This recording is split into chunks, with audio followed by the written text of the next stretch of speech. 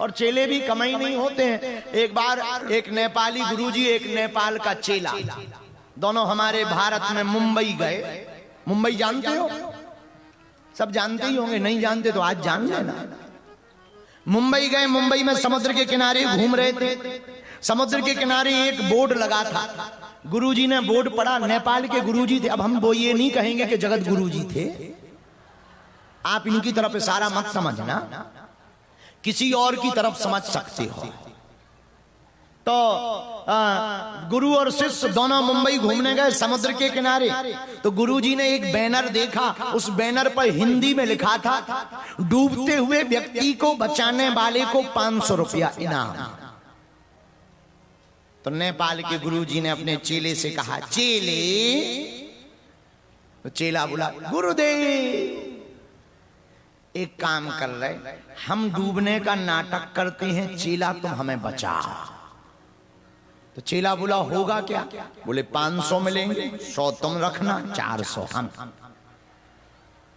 चेला बोले, गुरुजी जल्दी जाओ, और हम लोग रोज दिन में 2 बार यही करेंगे,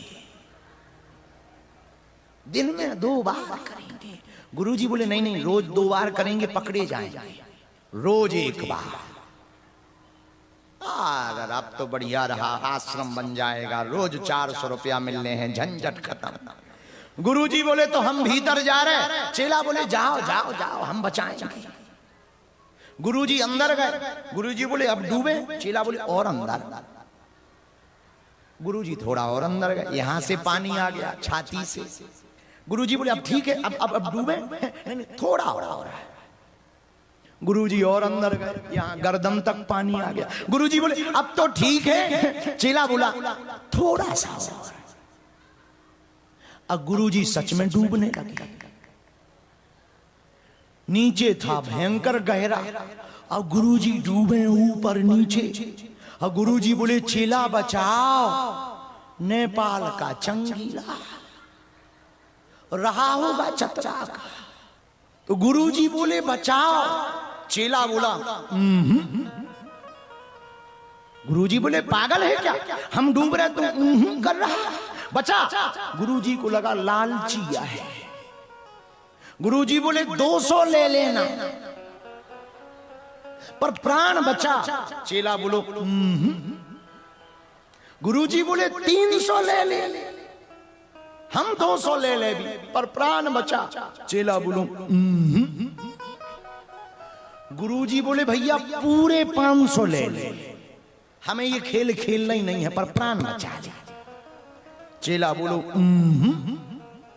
गुरुजी बोले, अब हमारे 500 एक्स्ट्रा और ले लिए, पर प्राण बचाओ। चेला बोला, गुरुजी बोले, कारण तो बता। चेला बोला, गुरुजी आगे वाला बोर्ड पढ़ो। दूसरे बोर्ड पर लिखा था, लाश निकालने वाले को 5000।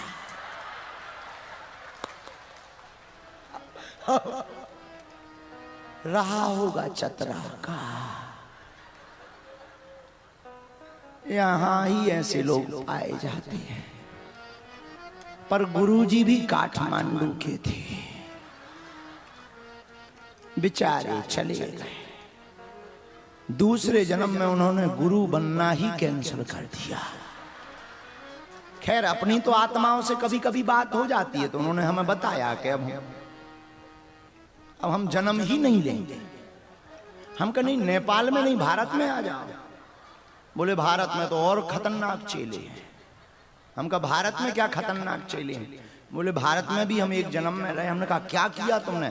बोले, वहां तो और खतरनाक चेले। एक गुरु चेला भारत में रहते थे, हमारे बुंदेलखंड में, छतरपुर में जहां हम रहते हैं, गुरु चेला दोनों रहते थे। गुरु एकदम चाई चट, चेला महा आलसी।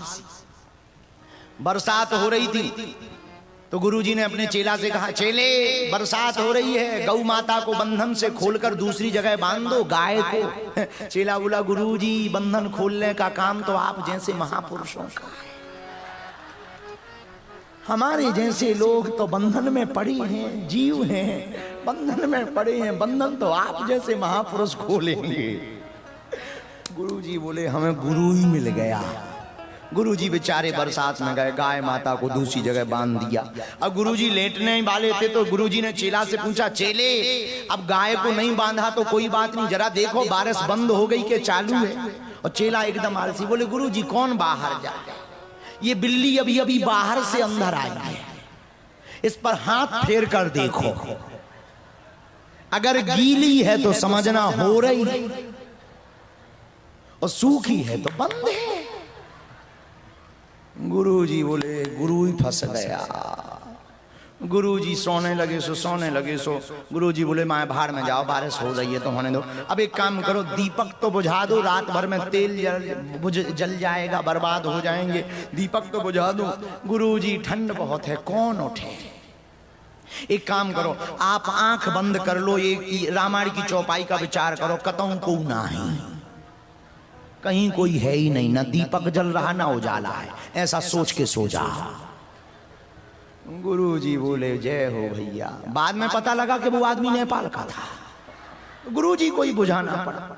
और सुबह हुई, एक आदमी लड्डू का प्रसाद लेकर आया। गुरुजी को लगा ये तो आलसी है, उठेगा नहीं। गुरुजी बोले, बेटा प्रसाद आया है, खाएगा क्या। तुरंत दौड़ता हुआ आया और हाथ जोड़ के बोला, गुरुजी हमने आपकी 3 आज्ञाओं का पालन नहीं किया, अब चौथी का पालन नहीं करेंगे तो नरक में जाना पड़ेगा।